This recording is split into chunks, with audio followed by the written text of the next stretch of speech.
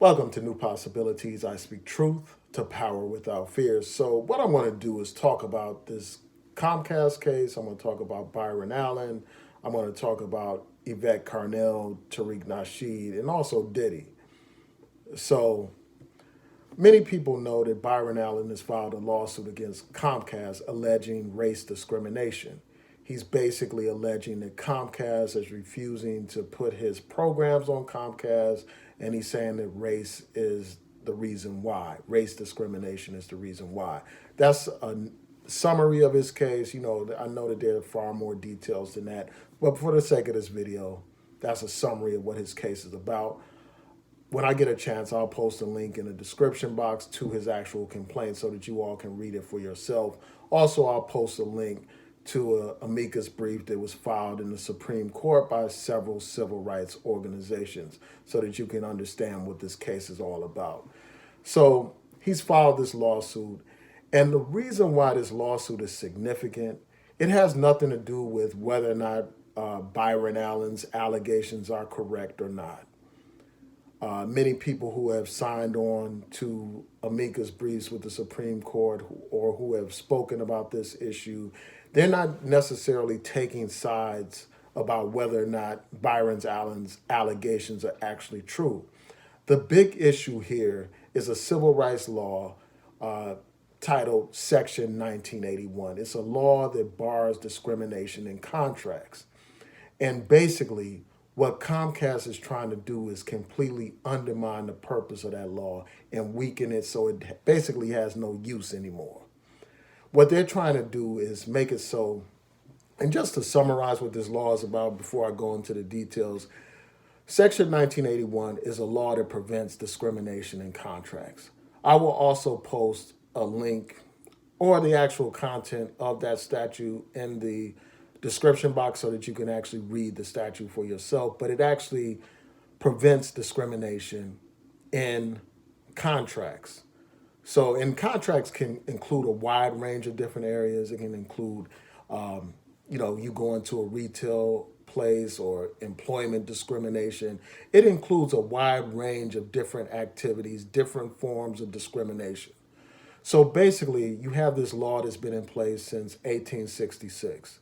And you have Comcast basically saying, well, we want to make it harder for people to prove these types of claims. So what Comcast is doing is they're taking the position that in order to prevail under Section 1981, you have to prove but for causation, basically meaning that the discriminator wouldn't have taken whatever action unless it was just solely based on racism and race discrimination. So even if race was a factor in the decision-making process, that would not be enough under this standard that Comcast is trying to put forth. So if, they considered a whole bunch of factors and race was one of the factors, one of the reasons, race discrimination was one of the reasons, then under what Comcast is trying to put forth, then that case wouldn't prevail. Even though the current interpretation of the law includes situations where it's one of the factors, race is one of the motivating factors behind the decision. So it's going to be much harder for people to prevail under Section 1981 if Comcast has their way. And that's the reason why so many civil rights organizations are fighting against, Comcast's position. That's why you have over 10 civil rights organizations who have filed or joined amicus briefs in this particular case, because this is going to make it harder for people to prove that they were discriminated against in contracts. And again, that can include things like retail discrimination. It can include employment discrimination and various things. So this is a very important case. And this case is pending before the Supreme Court. They heard arguments like last week or so, or a couple of weeks ago, from what I understand. And now it's up to the justices to decide what's going to happen in the case. So this is a very important case.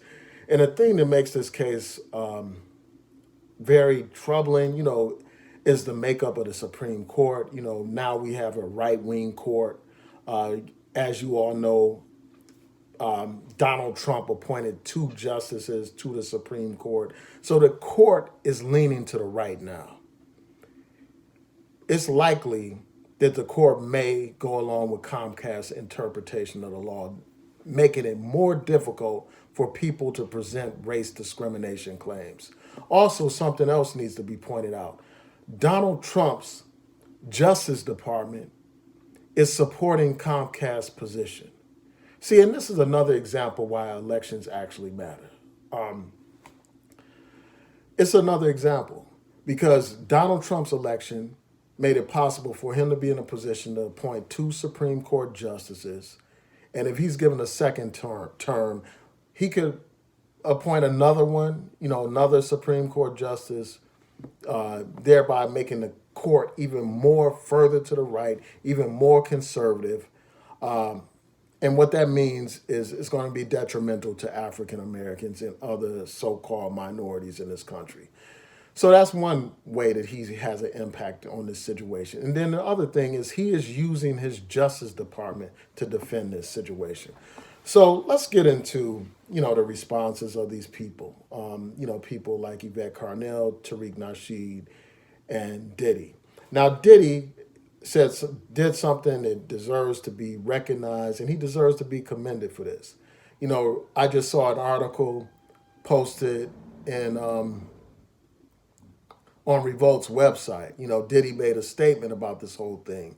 And what I'm going to do is read his statement real briefly. If you can bear with me, just give me a chance to find it. So this is what Diddy had to say. He said, Comcast has made this about much more than Byron Allen. And now the civil rights of my children and my community are at stake. To be clear, anything that makes it harder to fight against discrimination is wrong. Comcast is choosing to be on the wrong side of history. So this brother made this bold statement.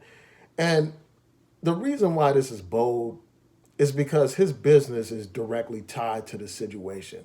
Comcast distributes his program. And basically you have Comcast who basically uses his program to basically point out how, we can't possibly be racist. We distribute shows like channels like Revolt and all that kind of stuff, even though they only distribute that in a limited number of markets. And also, as this article points out, it's not a part of an affordable package with Comcast. So people have to pay extra. They have to pay all this money to get a channel like Revolt. And it's only in certain cities and stuff like that. So this is a courageous act on Diddy's part, to speak out on this issue.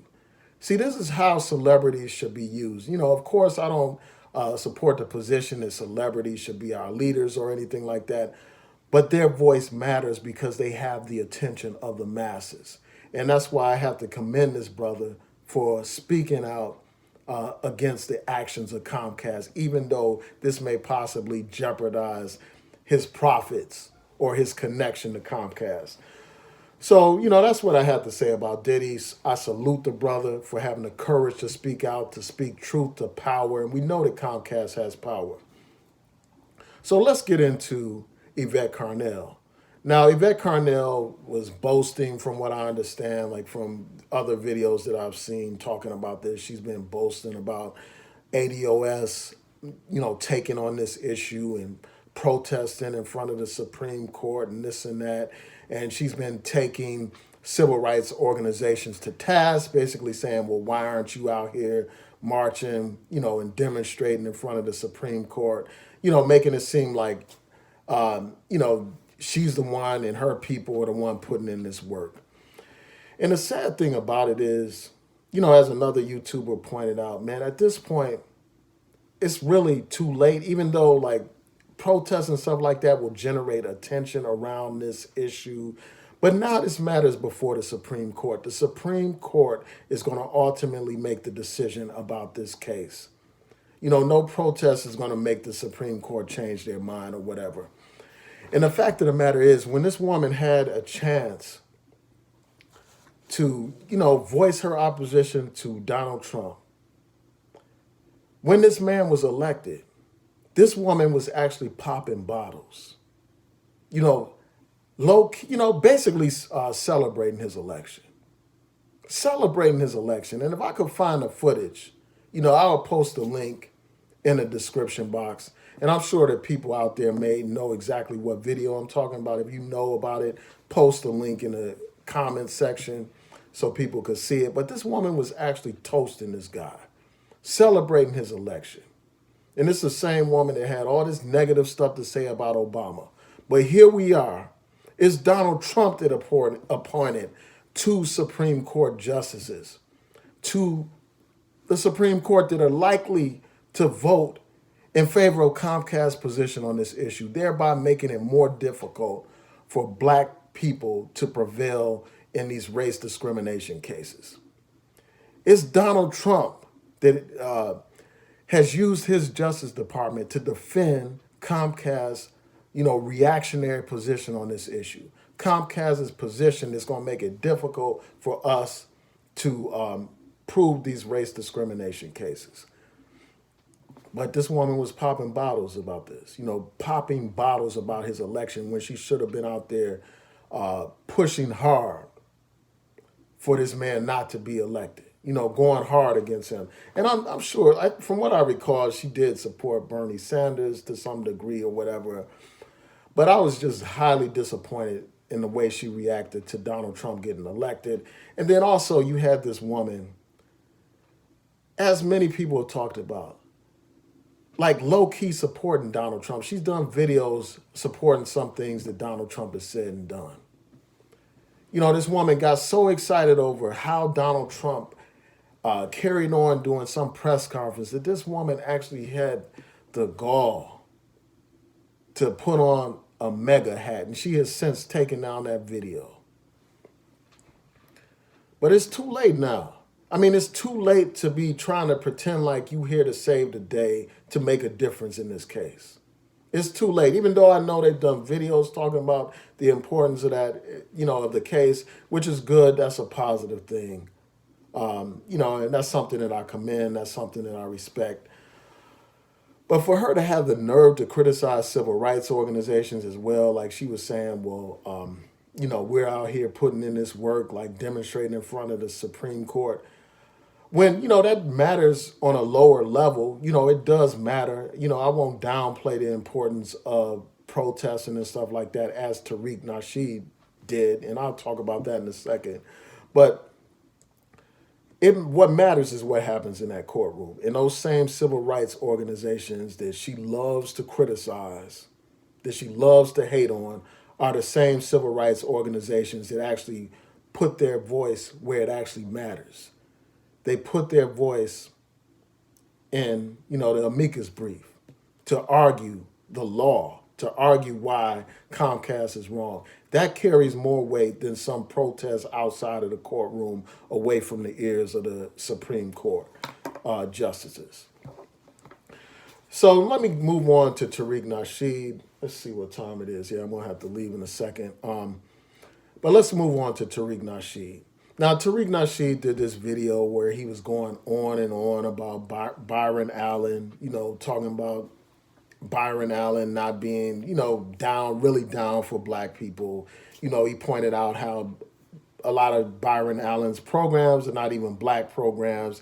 He doesn't, he talked about how Byron Allen compares doing black programming and stuff to playing in the Negro leagues, and he wants to play in the majors and all that kind of stuff. He made those statements. And I've also seen like photographs online of Byron Allen with his white wife or whatever. I don't even know anything about his personal life, but they have pictures of him with this white woman basically saying he's trying to pretend to be pro-black while he's running around here with a white woman. And, basically people are saying he's disingenuous and he's basically exploiting race to get ahead and calling on people to jump on this case, and calling on people to defend and support his case and stuff like that. So that's part of the reason why Tariq Nasheed is critical and he's not supportive. Also, Tariq Nasheed was crapping on ADOS for being out there demonstrating, and he basically said that this is some kind of play by the Democrats to get up black people worked up and to support, these Democratic candidates and all that kind of stuff. So let's get right into it, man. So this is not about Byron Allen as an individual. As I mentioned before, like it's about the civil rights law. It's not about like his individual case or what's happening or whether or not his claims are legitimate or not. His claims may not have merit. You know, I haven't investigated the case. His claims may not have any merit. In fact, you know, Byron Allen not only sued Comcast, he actually sued civil rights organizations as well.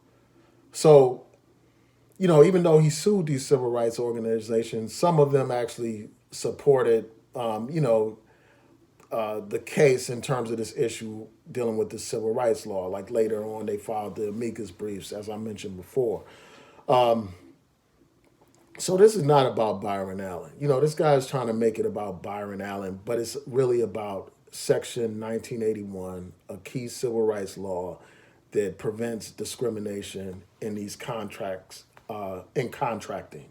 So this deals with independent contractors. This deals with retail services. This can deal with employment discrimination type of issues. So it's a very important law.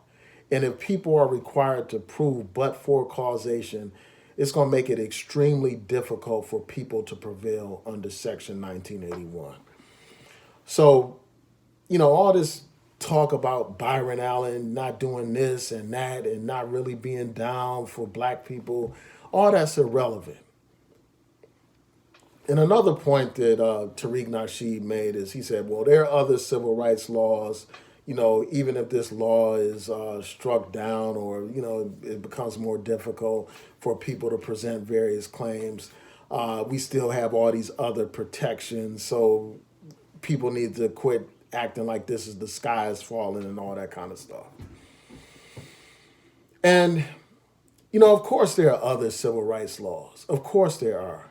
But there are certain claims that fall under Section 1981 that are not necessarily covered by certain civil rights laws.